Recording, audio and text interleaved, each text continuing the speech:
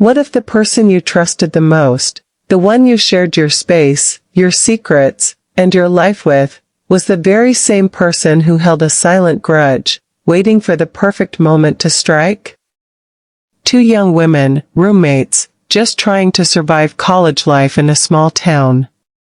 But only one would make it out alive.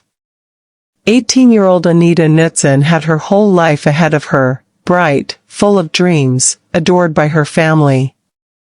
And yet, she was found murdered, brutally stabbed, inside the apartment she shared with her so-called friend. No sign of forced entry. No one saw anything. And just like that, Anita was gone. But here's what will chill you to the bone. For 15 long years, her killer walked free, building a life, starting a family, as Anita's loved ones suffered in silence, waiting, begging for justice.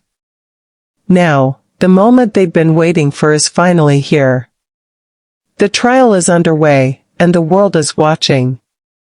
Nichole Rice, Anita's former roommate, is finally facing murder charges. But after all this time, will the truth ever really come out? Or is there more to this story than anyone dares to admit? Today, we're diving deep into the case that's shaking the nation. You'll learn the twisted timeline, the shocking investigation, and the courtroom moments that no one saw coming. But before we begin, I need to ask you, what would you do if your closest friend, your roommate, turned out to be your worst nightmare? Could you even see it coming, or would you realize it only when it was far too late? If you're ready to find out the dark truth behind Anita Knutson's murder, stay with me. And don't forget, hit that subscribe button right now, because trust me, you won't want to miss what happens next. Anita Knutson, a name that should have been remembered for her laughter, her dreams, and the bright future she worked so hard for. Instead, it's a name now etched in tragedy, forever tied to a brutal murder no one saw coming. At just 18 years old, Anita was like so many other college freshmen, full of hope, navigating that uncertain leap into adulthood. She'd just started her first year at Minot State University, nestled in the quiet town of Minot, North Dakota. Small town girl, big dreams. She was the kind of person you couldn't help but like. Soft-spoken, kind, always smiling. Her family described her as gentle, easygoing, the kind of daughter every parent dreams of raising. Anita loved writing, hanging out with friends, and talking to her mom almost every single day. But like many young women chasing independence, Anita decided it was time to move out of her family's home and into her own place. She found an off-campus apartment, not too far from the university, and agreed to share it with a classmate. A girl named Nichole Rice. Roommates. Friends, or at least, that's what everyone thought. They say you never truly know someone until you live with them. And in Anita's case, those words would become hauntingly true. From the outside, everything seemed fine. Two girls, balancing school, work, and life. Just trying to make it through their first year of college. But no one knew what really went on behind those closed apartment doors. No one could see the quiet tensions building, the silent resentment festering, until it was far too late. And then, it happened. June 4, 2007, a date Anita's family will never forget. Her father tried to reach her, called and called, but there was no answer. That wasn't like Anita. She always picked up. Always called back. A father's gut instinct kicked in, something was wrong. And what he found next would shatter their world, forever. But before we dive deeper into that devastating discovery, ask yourself this. How well do you really know the person you sleep next to, or the one who shares your home? Could you trust them with your life? If this story has you hooked already, don't forget to subscribe right now. There's so much more you need to know. June 4th, 2007. Anita's father could feel it in his bones, something was wrong. A father knows. That sinking feeling, that quiet panic building with every unanswered call. So he did what no parent should ever have to do. He drove to Anita's apartment, praying he was overreacting. But the door was locked. The curtains were drawn. Everything was still. Too still. Frantic, he called the landlord, begged him to open the door. Together, they stepped inside, and what they found would haunt them for the rest of their lives. There, in Anita's bedroom, was every father's worst nightmare. Anita, motionless, lying on her bed, covered with a pink bathrobe, as if someone had tried, poorly, to stage the scene or hide what they'd done. But it couldn't hide the horror. Beneath that robe, Anita had been stabbed. Repeatedly. Up close. Personal. It was savage, rage-filled, not the work of a stranger passing through. No. This was someone who knew her. Someone who was angry. And what made it all worse? There was no sign of forced entry. No broken windows. No damaged locks. Whoever did this had walked right in. Think about that for a second. Someone Anita trusted enough to let them in. Or maybe they were already inside. The police scoured the scene. The pink bathrobe, the bloody sheets, the terrible silence in that apartment, it all screamed one thing. This wasn't random. This was personal. And yet, in a case so obvious, so brutal, there was no arrest. No charges. No one dragged out in handcuffs. Anita's family was forced to bury their daughter, with no answers, no justice, only whispers of who might have been responsible. And those whispers? They kept circling back to one name. Nichole Rice, the roommate. The last one to see Anita alive. The one with access, and, as some would soon claim, the motive. Still, the case went cold. 15 years of silence. 15 years of a killer walking free. How could that happen? How does a brutal, personal murder, with the most obvious suspect, go unsolved for that long? And more importantly, what changed after all these years, to finally bring this case back to life? Stick with me, and subscribe if you haven't already. You're going to want to hear what happens next. In the days following Anita Knutson's murder, police scrambled for answers. The community was terrified. A young woman murdered in her own bedroom, and no one knew why. Right away, rumors started swirling. Was this the work of a stranger, someone watching, waiting for the right moment? The town had its share of secrets, and one name stood out early. A local man, known for peeping into windows. He had a reputation, and police couldn't ignore it. But when they brought him in, the story fell apart. There was no evidence. No connection. Just another dead end. Then there was the ex-boyfriend. Isn't that where suspicion always falls? A young love gone wrong, jealousy, rage. Maybe he couldn't handle the breakup. But once again, no solid proof. No DNA. No confession. Just a theory, with nothing to back it up. And so, attention shifted back to where it probably should have been all along. Nichole Rice. Anita's roommate. The one person who shared that apartment, who knew Anita's routine, knew when she'd be home, and what made her tick. But Nichole? Her story was confusing.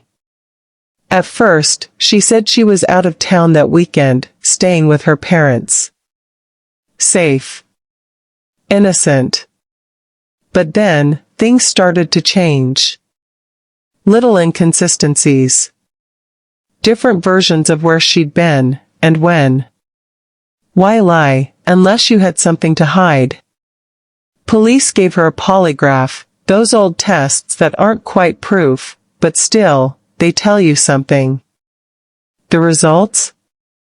Inconclusive. Not a pass, not a fail. Just murky. And the DNA? They had some, but it didn't match anyone in their system. It was like chasing shadows. Every lead, every suspicion, slipping through their fingers. And so, the case went cold. Anita's family, left to wonder if they'd ever see justice. A community left haunted by a brutal murder, and a suspect, hiding in plain sight. 15 years, nothing. How does a case so chilling, so obvious, just disappear? You start to wonder, was it bad police work? Or something more sinister? Tell me. What do you think? Was Nichole Rice protected? Or just smart enough to slip away? Before we move on, don't forget, subscribe to the channel. You don't want to miss what happens next. For 15 long years, Anita Knutson's murder gathered dust. A cold case buried in the files of a small-town police department, almost forgotten. But in 2022, something changed. New eyes. New technology. And a determination to finally bring someone to justice. Investigators decided to go back, retrace every step. Reopen every file. Revisit every person involved. They dug out the old interviews, listened again. And that's when they found it, something they hadn't fully caught the first time. Nichole Rice, her story didn't hold up. Details she once gave, now clashed with things she'd said later. Timelines didn't add up. The lies, suddenly clearer when heard side by side. How had they missed it before? Was it incompetence, or something darker? This time, police weren't going to let her walk away. They waited for the right moment, and then made their move. Nichole Rice, now married, with a new life, working at a school, was arrested right there at her job. Imagine that, one minute you're at work, the next, you're cuffed and walked out, accused of killing your own roommate. The community, stunned. After 15 years, no one saw it coming. Some defended her. Others whispered, "I always knew." And now, Nichole is finally facing trial.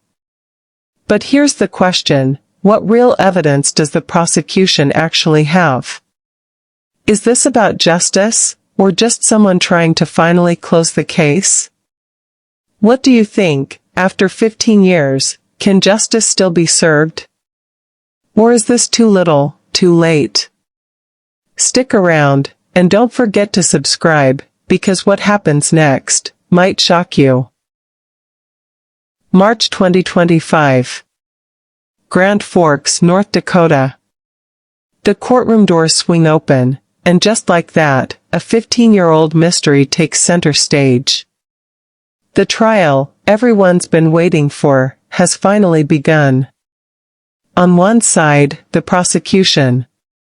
Determined to prove that Nichole Rice, Anita Knutson's own roommate, was the one who ended her life. They paint a picture of two young women, trapped in a toxic friendship. Jealousy. Fights. Tension so thick it was only a matter of time before something snapped. Witness after witness takes the stand. Some claim they heard Nichole say things, dark things, about Anita. Anger. Resentment. Even threats. One chilling testimony echoes through the courtroom. She said she couldn't stand Anita anymore, that she wished she was gone. Anita's family sits frozen. Grief written all over their faces. 15 years of waiting, praying, reliving the worst day of their lives. And then, the evidence. Forensic experts step forward, presenting old DNA samples, crime scene photos, tiny pieces of a puzzle that never quite fit. But here's the problem, after all these years, is it enough? The defense isn't backing down. They fire back, hard. They tell the jury, this is a case built on crumbling memories and broken timelines. They remind everyone that there were other suspects, people who had motives, who had been investigated, and forgotten. 15 years, too long for anyone to remember the truth. How reliable can a witness really be, after all that time? The courtroom is tense. Every word feels heavier than the last. And outside, the nation is watching. One question lingers in the air. Will justice finally be served, or is Nichole Rice just a convenient target? I want to know what you think. Can a trial this late still uncover the truth? Or is it already lost to time? Before we dive into the most shocking moments of the trial, make sure you subscribe, because what happens next could change everything.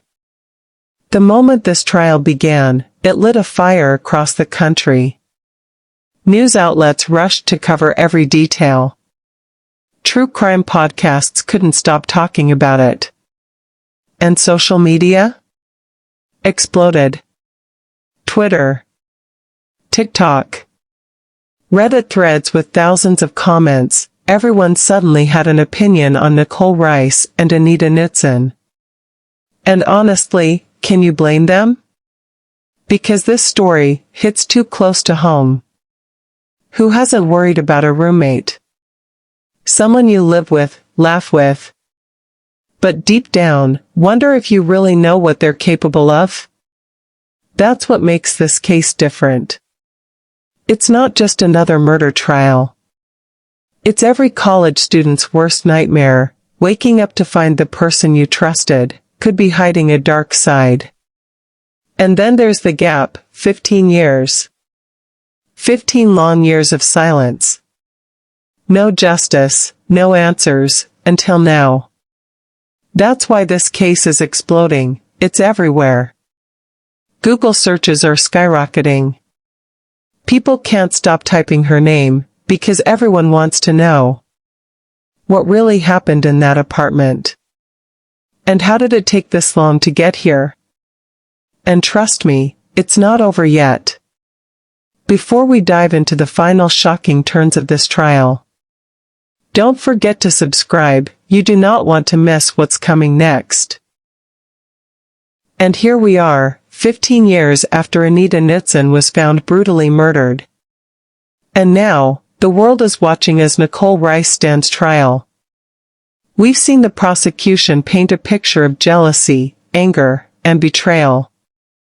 We've heard witnesses recall chilling moments. We've watched Anita's family break down in that courtroom, their pain still raw after all these years. But the defense isn't backing down. They're pointing fingers, raising doubts, reminding everyone that memories fade, and maybe, just maybe, they've got the wrong person. And here's the truth, the verdict? It's still hanging in the balance. Do you think Nichole Rice is guilty? Or, is she the easy target, while the real killer walks free? Tell me what you believe, right now, down in the comments. I want to know. And if you don't want to miss a single update on this trial, hit that subscribe button. Because trust me, this story is far from over. For Anita's family, justice has been a long, painful road. But will they finally get it? Only time will tell.